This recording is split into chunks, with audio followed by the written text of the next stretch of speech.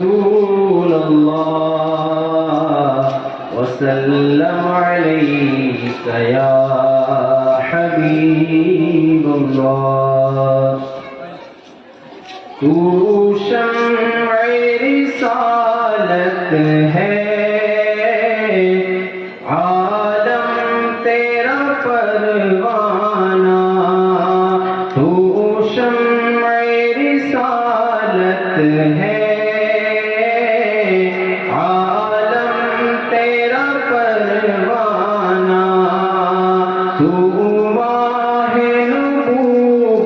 ہے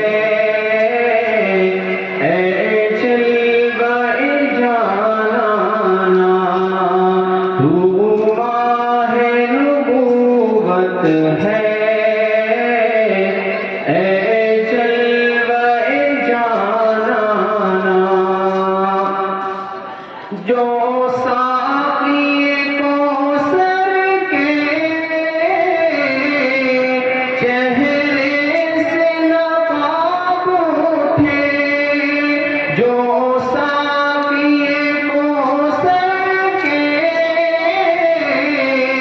چہرے سے نقاب اٹھے ہر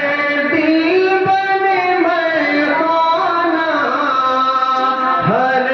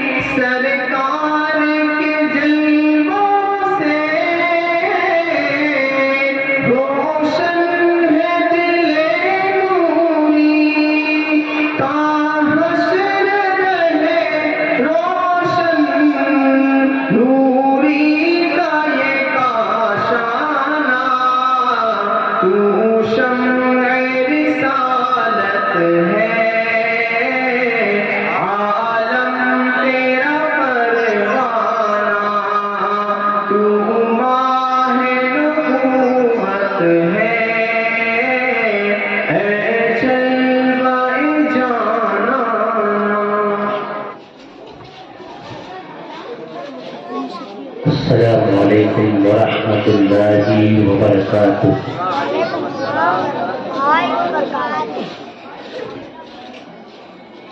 الحمد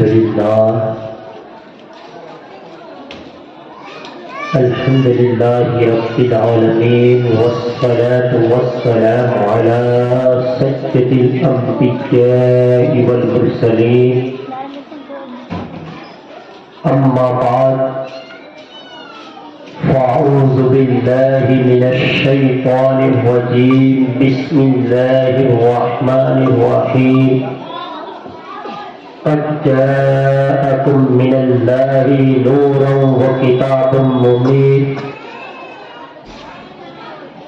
صدق الله المولانا العظيم وصدق رسوله النبي الأمين الكريم المكين. ونحن على ذلك لمن الشاهدين والشاكرين والحمد لله رب العالمين. جہاں تاریخ تھا ظلمت کدا تھا سخت کالا تھا. جہاں تاریخ تھا ظلمت کدا تھا سخت کالا تھا. کوئی پردے سے کیا نکلا کہ گھر گھر میں اجالا تھا. کوئی پردے سے کیا نکلا کہ گھر گھر میں اجالا تھا. آئیے ہم اور آپ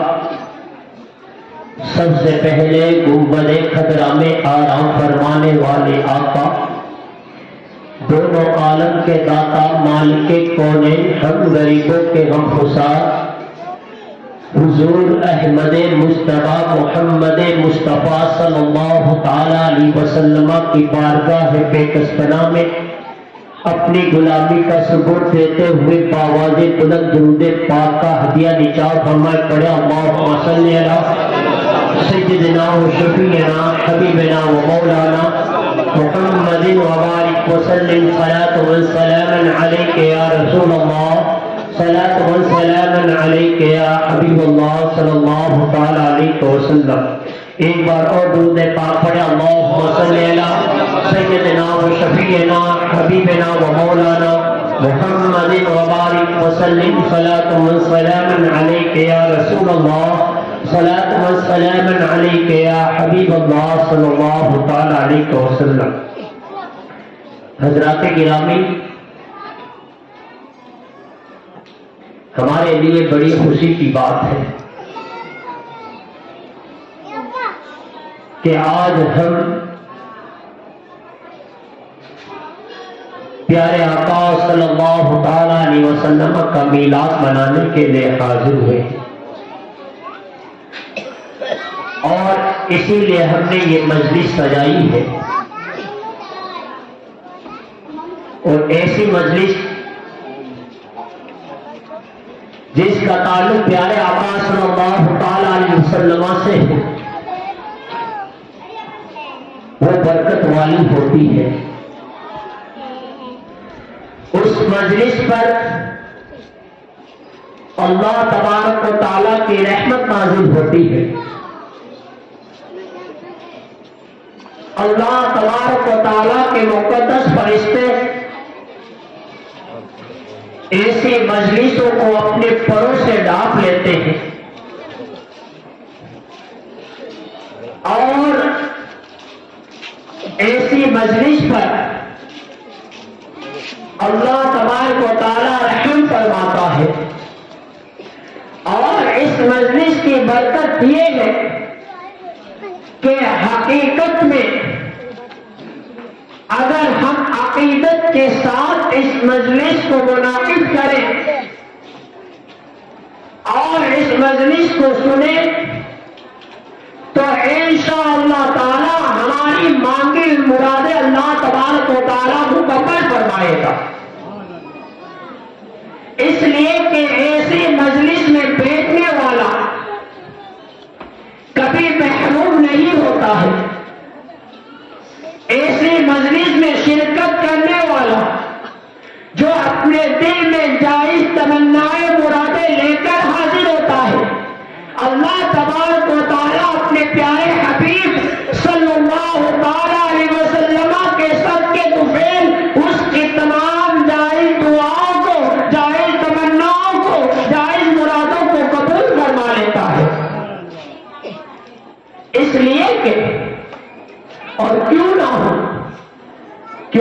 پیارے آقا صلی اللہ تعالی علیہ وسلم کی ولادت کا صدقہ تو اللہ تبارک و تعالیٰ نے سب کو عطا فرمایا. یہاں تک کہ حضور نبی کریم صلی اللہ تعالی علیہ وسلم کی ولادت کا صدقہ شیطان نے مانگا تو شیطان کو بھی اللہ تبارک و تعالیٰ نے حضور کی ولادت کا صدقہ عطا فرمایا. تو ہم تو غلامان مصطفیٰ ہیں، ہم تو پیارے آقا صلی اللہ تعالی علیہ وسلم کے امتی ہیں. اگر ہم ایسی مجلس سے سجا کر ادب کا لحاظ رکھیں گے اور جو کچھ ہوگا اس کو سنیں گے تو انشاءاللہ تعالی اللہ تبارک و تعالی ہماری مرادوں کو پورا فرمائے گا. ایک بار درود پاک پڑھیں، اللہم صلی علی سیدنا و شفیعنا حبیبنا و مولانا محمد وبارک وسلم صلاۃ و سلام علیک یا رسول اللہ، صلاۃ و سلام علیک یا حبیب اللہ صلی اللہ تعالی علیہ وسلم. حضرات گرامی، عرب کی سرزمین وہ سرزمین کہ جس پر سب سے پہلے جو آبادی قائم ہوئی وہ کوئی اور نہیں بلکہ حضرت ابراہیم علیہ السلام نے اپنے لخت جگر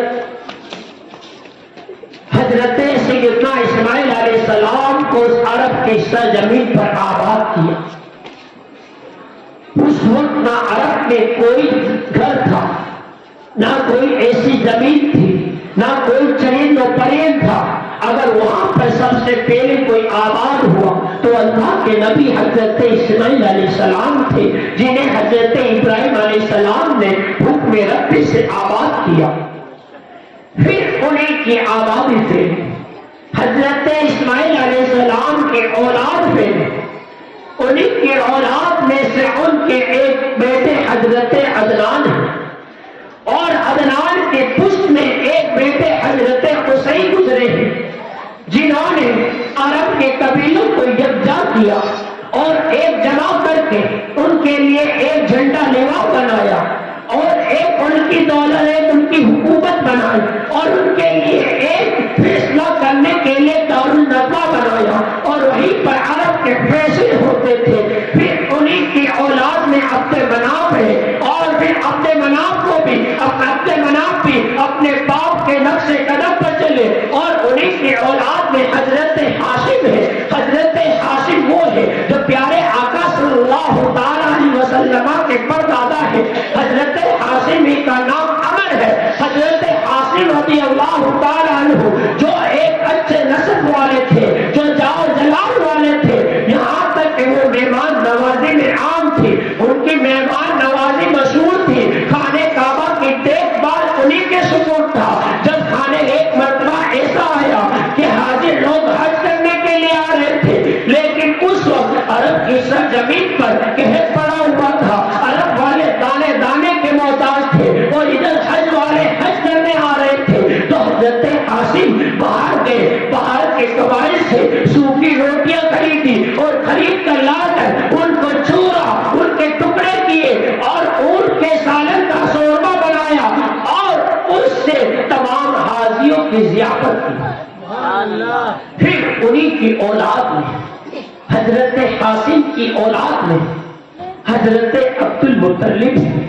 یہ حضرت عبد المطلب حضرت ہاشم کے صاحبزادے ہیں. حضرت عبد المطلب رضی اللہ تعالیٰ عنہ جو شریف النسل اور اللہ تبارک و تعالیٰ کی وحدانیت کا اقرار کرنے والے، یہاں تک کہ آپ کے عبادت کا عالم یہ تھا کہ آپ غار حرا میں اپنا اکثر وقت گزارتے، وہیں پر اپنا توشہ خانہ ساتھ میں لے جاتے اور وہیں پر لے کر اللہ تبارک و تعالیٰ کی عبادت کرتے تھے. یہاں تک کہ رمضان میں آپ غار حرا میں ہی جاتے اور وہیں پر رمضان کا اعتکاف کرتے تھے. یہاں تک کہ لوگوں پہ آپ اتنے مقبول ہو گئے کہ لوگ آپ کو جب بھی کبھی قحط پڑ جاتا، جب عرب میں بارش نہ ہوتی تو وہی عرب والے آپ کو پہاڑ پر لے جاتے اور اللہ تبارک و تعالیٰ کی بارگاہ میں آپ کے وسیلے سے دعا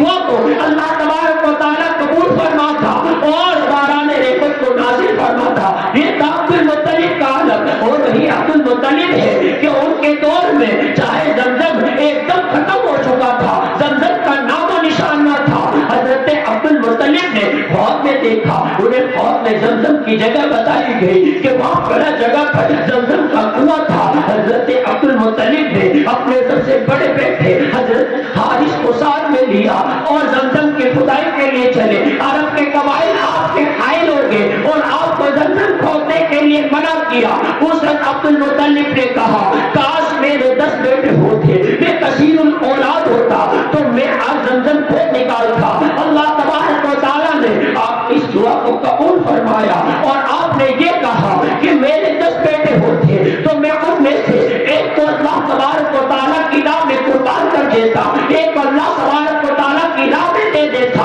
اللہ تبارک و تعالیٰ نے آپ کی دعا کو قبول کیا اور آپ کو 10 بیٹے دیے, یہاں تک کہ آپ نے چاہے زمزم کو بھی کھود نکالا, یعنی وہ کنواں جو حضرت اسماعیل علیہ السلام کی ایڑیاں رگڑنے کی وجہ سے اللہ تبارک و تعالیٰ نے حضرت جبرائیل علیہ السلام کے پر ماننے سے ظاہر کیا تھا, اس کنویں کا نام و نشان مٹ چکا تھا. لیکن حضرت عبد المطلب کی کاوشوں کے نتیجے پر اللہ تبارک و تعالیٰ نے اس کنویں کو واپس سر جسم ابھار دیا اور اس کنویں کو حضرت عبد المطلب نے کھود نکالا. جو آج ہم زمزم کا پانی پیتے ہیں, آج ہم زمزم پیتے ہیں, یہ حضرت عبد المطلب کی کاوشوں کا نتیجہ ہے کہ اللہ تبارک و تعالیٰ نے ان سے یہ کام لے لیا کہ آج زمزم ہم تک پہنچ چکا ہے. حضرت عبد المطلب رضی اللہ تعالیٰ عنہ وہ شخصیت ہے کہ اللہ تبارک و تعالیٰ نے آپ کے چہرے میں نور محمدی رکھا تھا. حضور نبی کریم صلی اللہ تعالیٰ علیہ وسلم کا نور آپ کے چہرے میں جگمگا رہا تھا. یہی تو وجہ تھی کہ ابرہ جو یمن کا بادشاہ تھا, جنہوں نے دارے صنعاء میں ایک گرجا گھر بنایا اور سوچا کہ لوگ کھانے کعبے کا طواف کرنے کے بجائے گرجا گھر میں آیا کرے اور یہی پر اسی کا طواف کرے. یہاں تک کہ خاندان عرب کے ایک قبیلے سے ایک ساتھ گرجا گھر گیا اور گرجا گھر جانے کے بعد اس نے وہاں پاخانہ کیا اور اس پاخانے کو گرجا گھر کی دیوار پر لیپ دیا. جب اس خبر تھی ابرا کو اس کی خبر پہنچی تو ابرا نے ٹھان لیا کہ میں خانے کعبہ کو ڈھا دوں گا, خانے کعبہ کو نیست و نابود کر دوں گا, تاکہ مسلمان کے عرب والے بجائے اس سے طواف کرنے کے اس گرجا کا طواف کیا کرے, وہ اسے جاؤ جلال کے ساتھ اپنے ساتھ لشکر کو لے کر خانے کعبہ کو ڈھانے آیا, خانے کعبہ کو گرانے کے لیے آیا. حضرت عبد المطلب بھی اسی وقت خانے کعبہ کے متولی تھے, یعنی کہ آپ کی نگرانی میں خانے کعبہ تھا. اس وقت وہ آیا جب اس کا لشکر مکہ کے قریب چراگاہ پر پہنچا تو انہوں اس کے لشکر والوں نے مکہ والوں کے چراگاہ سے ان کے اونٹ, ان کے بھیڑ بکری قبضے میں لے لیے. جب اس کی خبر حضرت عبد المطلب کو بھی حضرت عبد المطلب کو پتا چلا تو حضرت عبد المطلب ابرا کے پاس گئے. جب ابرا نے حضرت عبد المطلب کو دیکھا, ان کے چہرے کی جلالت کو دیکھ کر ابرا اپنے تخت سے اٹھ بیٹھا اور عبد المطلب کے لیے استقبال کے لیے کھڑا ہو گیا اور عبد المطلب کو اپنے پاس بٹھایا اور کہا کہ اے سردار قریش, کیا وجہ ہے, کیا معاملہ ہے, تم میرے پاس آئے ہو؟ تو حضرت عبد المطلب نے کہا میں کسی اور گھر سے نہیں آیا ہوں, میری غرض یہ ہے کہ میں تیرے لشکریوں نے میرے اونٹ اور بھیڑ بکری کو گرفتار کر لیا ہے, انہیں اپنی قید میں لے لیا ہے, میں ان کی رہائی کے لیے آیا ہوں. تو سن ابرا نے کہا میں تو سوچ رہا تھا تم زیادہ ہی عقل مند ہو, تم بڑے عقل مند ہو, اس لیے کہ آج تیری جلالت نے, تمہاری جلالت نے میرے اوپر روک تاری کر دیا تھا. اگر تم خانے کعبہ کے لیے مجھے کہتے, حملہ نہ کرنے کے لیے کہتے تو میں رک جاتا, لیکن تم نے خانے کعبہ کے بارے میں مجھ سے سوال نہ کیا بلکہ تجھے اپنی بکری اپنے اونٹوں کا سوال تم نے مجھ سے کیا ہے, کیا وجہ ہے؟ عبد المطلب نے کہا کہ اونٹوں کا مالک میں ہوں, یہ میری نگرانی میں ہے اور خانے کعبہ کا مالک ہے کہ اللہ تبارک و تعالیٰ ہے اور اللہ تبارک و تعالیٰ بہتر جانتا ہے اس کی حفاظت کرنا, اس کے حفاظت کرنا اس کے ذمہ ہے. تو ابرا نے اپنے لشکریوں سے کہا کہ عبد المطلب کے اونٹ انہیں واپس دے دی جائے اور جاتے وقت عبد المطلب سے کہا کہ عبد المطلب دیکھ لینا میں خانے کعبہ کو گرانے آیا ہوں, میں خانے کعبہ کو گرا دوں گا. تو عبد المطلب نے اس کو کہا تھا اے ابرا سن لے, یہ خانے کعبہ وہ میری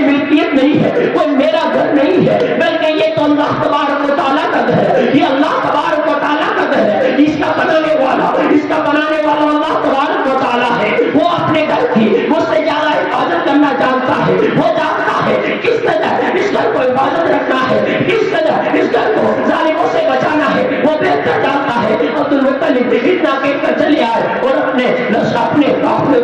قبیلے والوں کو جمع کیا اور کہا کہ تمام لوگ اپنے آپ کو لے کر، اپنے مویشیوں کو لے کر پہاڑ کی چوٹی میں چلے جائے۔ اور پھر حضرت عبد المطلب خود خانے کعبہ کی طرف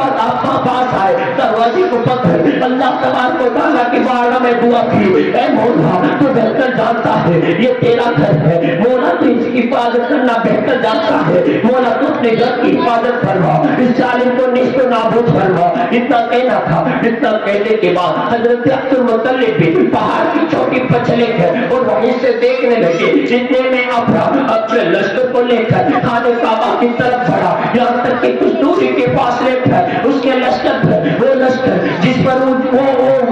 وہ ہاتھی جس پر وہ بیٹا تھا اس کا نام محمود تھا، وہ وہیں پر بیٹھ گیا۔ اس نے خانہ کعبہ کی طرف چلنے سے منع کر دیا، اس کو دوسری طرف چلایا جاتا تو چل جاتا، لیکن جب خانہ کعبہ کی طرف چلایا جاتا تو چلنے سے انکار کر رہا تھا، وہ وہیں بیٹھ گیا۔ اسے نہ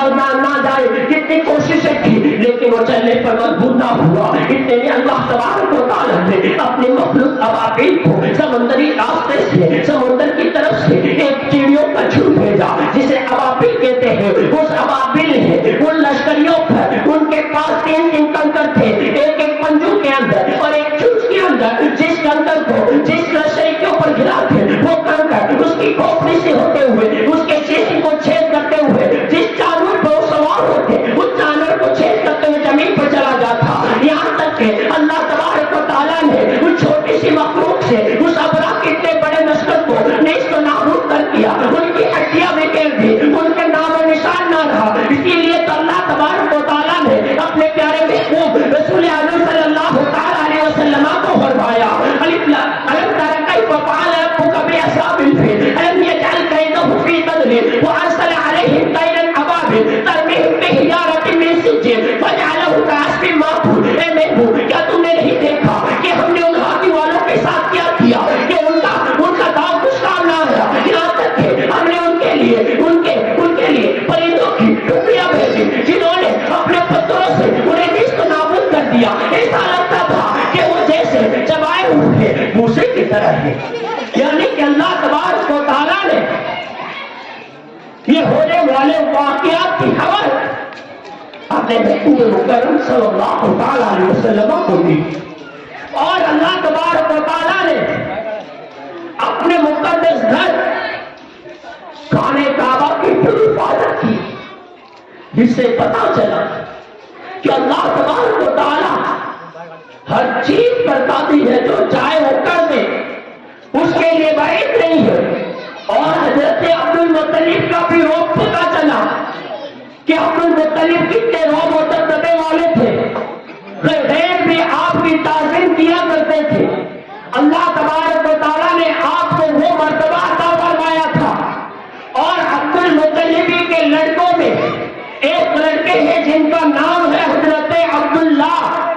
یہ عبداللہ کون ہے؟ یہ وہی عبداللہ ہے جو ہمارے پیارے آقا صلی اللہ تعالیٰ علیہ وسلم کے والد ہیں، حضرت عبداللہ، کہ جب حضرت عبد المطلب نے یہ قسم کھائی تھی کہ اللہ تبارک و تعالیٰ مجھے 10 لڑکے دے گا تو میں ان میں سے ایک کو اللہ کی بارگاہ میں قربان کر دوں گا۔ اللہ تبارک و تعالیٰ نے جب 10 لڑکے دیے تو اب باری آئی اللہ کی راہ میں ایک بیٹے کو دینے کی، اب باری آئی اللہ کی راہ میں ایک بیٹے کو قربان کرنے کی، تو قرآن اندازی کی گئی، قرآن اندازی کی تو قرآن اندازی میں حضرت عبداللہ کا نام نکل آیا، حضرت عبداللہ کا نام نکل آیا۔ حضرت عبد المطلب حضرت عبداللہ کو لے کر چلے، یہاں تک کہ قریش والے آپ کے پاس آئے اور کہا، اے عبد المطلب حضرت عبداللہ کو قتل نہ کرو، حضرت عبداللہ کو نہ کرو، اس لیے کہ یہ زیادہ حسین و جمیل ہے، یہ زیادہ خوبصورت ہے، اور کیوں نہ ہو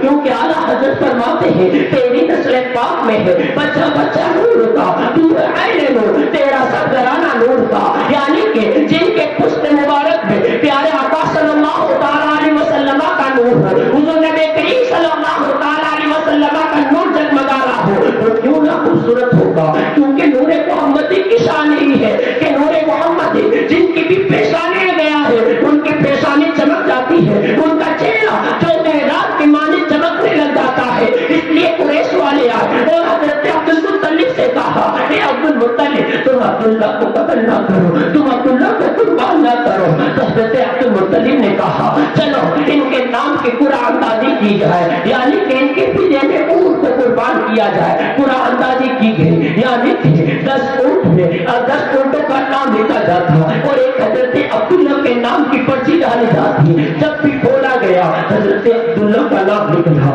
لیکن جب 10ویں بار بولا گیا تو حضرت عبداللہ کے بجائے اونٹ کا نام نکلا اور آپ نے حضرت عبد المطلب نے 100 اونٹوں کو قربان کیا. یعنی کہ پتا چلا کہ حضرت عبداللہ کی دیت میں, حضرت عبداللہ کے بدلے میں اللہ تبارک و تعالیٰ نے 100 اونٹوں کی قربانی کو قبول فرمایا. اسی لیے تو پیارے آقا صلی اللہ تعالیٰ علیہ وسلم فرماتے ہیں میں 2 ذبیحوں کا بیٹا ہوں, میں 2 ذبیحوں کا بیٹا ہوں. ایک حضرت اسماعیل علیہ السلام جنہیں ان کے والد نے اللہ تبارک و تعالیٰ کی رضا کے لیے اللہ تبارک و تعالیٰ کے فرمان پر عمل کرتے ہوئے اس مکہ کے وادی میں لٹا کر چھری کو چلانا چاہا, لیکن اللہ تبارک و تعالیٰ کو کچھ اور ہی منظور تھا کہ اللہ تبارک و تعالیٰ نے حضرت ابراہیم علیہ السلام کی قربانی کو قبول کیا. اسماعیل کی جگہ جنت سے نوح کو قتل کروا دیا اور دوسری حضرت عبداللہ کی جگہ اللہ تبارک و تعالیٰ نے ان کے فدیے میں 100 اونٹوں کو قربان کروایا. اسی لیے تو انہوں نے کہا کہ میں 2 ذبیحوں کا بیٹا ہوں. ایک درود پاک پڑھے اللہم صلی علی سیدنا و شفیعنا حبیبنا و مولانا محمد و بارک وسلم. صلاۃ و سلام علیک یا رسول اللہ, صلاۃ و سلام علیک یا حبیب اللہ صلی اللہ تعالی علیہ وسلم. حضرت عبداللہ رضی اللہ تعالیٰ عنہ جو زیادہ ہی حسین اور خوبصورت ہے اور ہر شخص یہ چاہتا تھا کہ میں اپنی صاحبزادی کی شادی حضرت عبداللہ سے کروں, اور کیوں نہ ہو کہ جن کے چہرے پر نور محمدی جگمگا رہا ہے, جن کے چہرے میں نور محمدی کی کرنیں ٹوٹ رہی ہیں, کیوں نہ ہر شخص چاہے کہ میری لڑکی ان کے نکاح میں چلی جائے. لیکن اللہ تبارک و تعالیٰ کو کچھ اور ہی منظور تھا. ایک دن حضرت عبداللہ شکار کے لیے جنگل میں گئے ہوئے تھے اور یہ بات یہودیوں میں عام ہو چکی تھی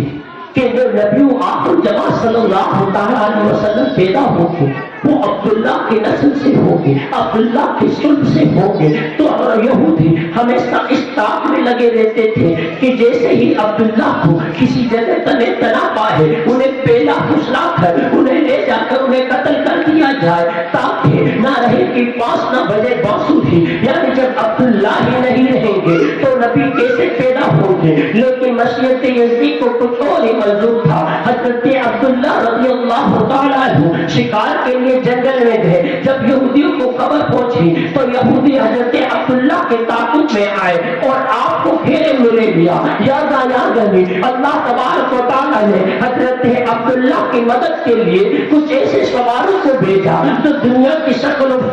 صورت میں نہیں لگتے تھے. انہوں نے ان یہودیوں کو مار بتایا اور پھر حضرت عبداللہ رکھا تھے اسی جنگل میں حضرت وحب بن مناف بھی تھے جو حضرت آمنہ کے والد تھے. انہوں نے جب حضرت عبداللہ کی یہ واقعہ دیکھا تو انہوں نے آ کر اپنی بیٹی سے پورا ماجرا بیان کیا اور بیٹی نے کہا کہ تب تو چاہیے کہ ہم یہ رشتے کا پیغام بھیجتے, عبداللہ سے رشتہ کر لیں. حضرت وحب نے آپ سے نکاح کا پیغام بھیجا. آپ کے دادا حضرت عبد المطلب نے یہ رشتے کو قبول کر لیا, اس لیے کہ عبد المطلب جس لڑکی کے خواہش مند تھے, جس لڑکی کو اپنے لڑکے کے لیے چاہ رہے تھے, وہ تمام خوبیاں حضرت آمنہ میں موجود تھی. وہ تمام خوبیوں کے حامل حضرت آمنہ تھی. اس لیے آپ نے رشتے کو قبول کر لیا. نکاح ہوا. نکاح ہونے کے بعد جو نور محمد صلی اللہ تعالیٰ علیہ وسلم حضرت عبداللہ کی صلب میں تھا وہ حضرت آمنہ کی شکم میں چلا گیا. اب نور محمد جیسے ہی حضرت آمنہ کی شکم میں گیا اب اظہارات نبوت کا دور شروع ہوا. یعنی ایسے ایسے واقعات نما ہوئے، جنہیں تاریخ گواہ ہے، جنہیں جو معجزے کی شکل میں ظاہر ہو رہے تھے، حضرت عبداللہ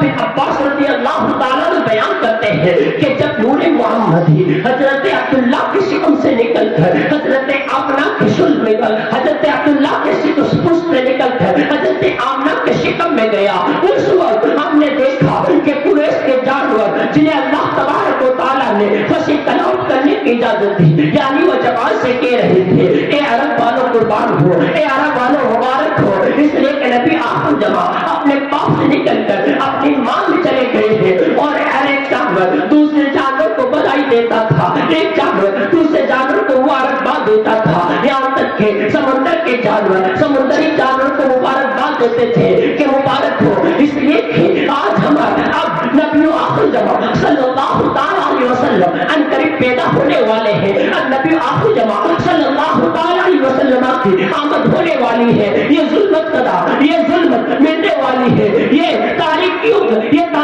چھٹنے والی ہے، ہر طرف نور نور پھیلنے والا ہے، ان قریب نبی آخر جمع صلی اللہ تعالیٰ علیہ وسلم جلوگر ہونے والے ہیں، اس لیے کہ جن کا صدیوں سے انتظار تھا، جن کے لیے کائنات بنائی گئی، اس لیے کہ اللہ تبارک و تعالیٰ نے سب سے پہلے پیارے آقا صلی اللہ تعالیٰ علیہ وسلم کے نور کو بنایا، اور پھر اسی نور سے تمام زمین و آسمان، چاند و سورج، ملک فرشتے، جن و انسان، جنت و دوزخ، تمام چیزوں کو بنایا ہے، کیونکہ سب سے پہلے جو بنایا گیا وہ نور محمدی ہے۔ خود حضرت جبرائیل علیہ السلام نے جب اللہ کے حبیب صلی اللہ تعالیٰ علیہ وسلم نے حضرت جبرائیل سے پوچھا اے جبرائیل ذرا بتاؤ تمہاری عمر کتنی ہے، تمہاری عمر کتنی ہے، تو حضرت جبرائیل علیہ السلام نے کہا یا رسول اللہ صلی اللہ تعالیٰ علیہ وسلم مجھے میری عمر تو نہیں معلوم ہے، لیکن چوتھے حجاب میں ایک تارا چمکتا تھا جو 70,000 سال کے بعد چمکتا تھا، میں نے اسے 72,000 مرتبہ چمکتے ہوئے دیکھا ہے، یا رسول اللہ صلی اللہ تعالیٰ علیہ وسلم میں نے اسے اتنی مرتبہ چمکتا ہوا دیکھا ہے، یعنی کہ حضرت جبرائیل السلام اپنے عمر کو بیان کر رہے ہیں، یعنی بہت ہی زیادہ عمر ہے، تو حضور نبی کریم صلی اللہ تعالیٰ علیہ وسلم نے فرمایا اے جبرائیل مجھے میرے رب جلال کی قسم، یعنی کہ جو ستارہ چھوٹے حجاب میں چمکتا تھا وہ میں ہی تھا، یعنی وہ ستارہ نہیں تھا، اس لیے کہ حضور نبی کریم صلی اللہ تعالیٰ علیہ وسلم خود فرماتے ہیں کہ جب حضرت آدم علیہ السلام آب و گل کی مٹی طے کر رہے تھے، آب و گل کی منزلیں طے کر رہے تھے، اس وقت بھی میں نور تھا، یعنی کہ سب سے پہلے اللہ تبارک و تعالیٰ نے حضور نبی کریم صلی اللہ تعالیٰ علیہ وسلم کے نور کو اپنے نور سے پیدا فرمایا۔ آج جو کہتے ہیں کہ حضور ہماری طرح اور کہتے ہیں کہ حضور بشر تھے، بلکہ حضور نوری بشر تھے،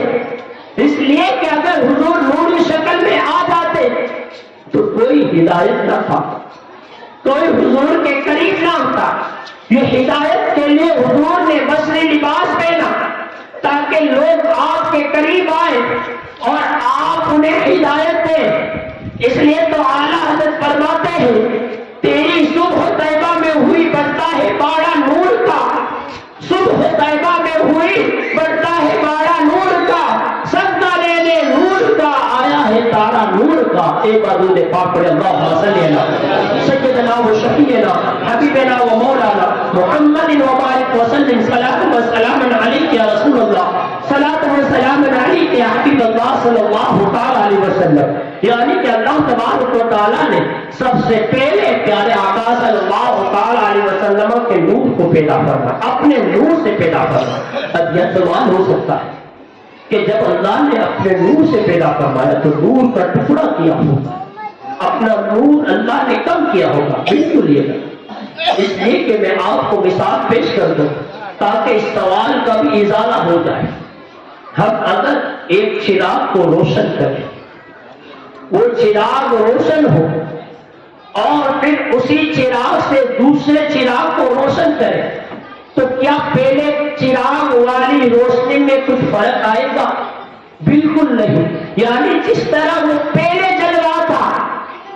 اسی طرح اب بھی جل رہا ہے، اس کی روشنی میں کچھ فرق نہیں آئے گا۔ یہی مثال ہے کہ اللہ تبارک و تعالیٰ نے اپنے نور کا قدر جب پیارے آقا صلی اللہ اللہ علیہ وسلم کے نور پر ڈالا تو اللہ تبارک و تعالیٰ کے نور سے حضور نبی کریم صلی اللہ علیہ وسلم کا نور روشن ہو گیا. یعنی کہ سب سے پہلے اللہ تبارک و تعالیٰ نے پیارے آقا صلی اللہ علیہ وسلم کے نور کو پیدا کیا. اب حضور نبی کریم صلی اللہ علیہ وسلم ابھی دنیا میں آئے نہیں تھے. ایسے ایسے واقعات نمودار ہونے لگے. یعنی کہ وہ آتش کدا جو ہزاروں سال سے روشن تھا وہ کچھ ہو گیا. یہاں تک کہ شاہ ایران کے 14 کنکر کھنچ گئے اور ایک زلزلہ آیا. یعنی کہ اور حضرت آمنہ رضی اللہ تعالیٰ عنہا خود فرماتی ہے کہ میرے شکم سے ایک روشنی نکلی. یعنی میں نے اس روشنی سے ایران کے محلات کو دیکھ لیا اور اللہ تبارک و تعالیٰ نے اس وقت ایسی بارش عطا فرمائے. یعنی کہ ایسی بارش عرب میں کبھی نہیں ہوئی تھی اور عرب کی زمین جو پتھریلی زمین ہے وہ سرد و ساداب ہو گئی اور عرب میں پانی کی کثرت ہو گئی. یہ کیوں تھا؟ یہ پیارے آقا صلی اللہ علیہ وسلم کی خوشی میں تھا. وہ لوگ حضور نبی کریم صلی اللہ علیہ وسلم کی خوشی میں اللہ تبارک و تعالیٰ نے زمین و آسمان کو پیدا فرمایا ہے, چاند و سورج کو پیدا فرمایا ہے. یہ جو صدقہ ہے یہ نور محمدی کا ہے. یہ جو صدقہ ہے یہ پیارے آقا صلی اللہ علیہ وسلم کا ہے. حضرت موسیٰ علیہ السلام نے عرض کیا تھا اے اللہ تو نے نور محمدی کو حضور نبی کریم صلی اللہ علیہ وسلم کو کیوں پیدا کیا ہے, کیوں نور محمدی کو بنایا ہے؟ تو اللہ تبارک تعالیٰ نے فرمایا تھا اے موسیٰ اگر مجھے میرے محبوب کو پیدا کرنا گوارا نہ ہوتا تو نہ میں تجھے پیدا کرتا, نہ زمین کو پیدا کرتا, نہ آسمان اور نہ چاند و سورج کو پیدا کرتا, نہ جنت و دوزخ کو بناتا, یہاں تک کہ میں دنیا کی کسی چیز کو پیدا نہ کرتا. اے موسیٰ جب تک یہاں تک کہ اگر مجھے میں اپنے محبوب کو پیدا کرنا نہ ہوتا تو میں اپنی ربوبیت کا بھی اقرار نہ کرتا. یعنی کہ جو صدقہ ہے, جو سب کچھ دیکھ رہے ہیں, یہ دنیا بنی ہے, یہ دنیا وجود میں آئی ہے, تو یہ سب صدقہ پیارے آقا صلی اللہ علیہ وسلم کا کہ اللہ تبارک و تعالیٰ نے اپنے محبوب مکرم رسول اعظم صلی اللہ علیہ وسلم کے لیے سب دنیا کو رونق بخشا ہے, دنیا کو جگمگایا ہے. یہ پیارے آقا صلی اللہ علیہ وسلم کی ولادت کا صدقہ ہے. یہ جو سب کچھ ہم دیکھ رہے ہیں, یہ جو سب کچھ ہماری نظروں کے سامنے ہے, یہ سب پیارے آقا صلی اللہ علیہ وسلم کی آمد کی خوشی میں ہوا تھا اور بروز قیامت ہوتا رہے گا. اللہ تبارک و تعالیٰ کی بارگاہ میں دعا ہے کہ مولا تعالیٰ ہمیں حضور نبی کریم صلی اللہ علیہ وسلم کا میلاد بنانے کی توفیق عطا فرمائے.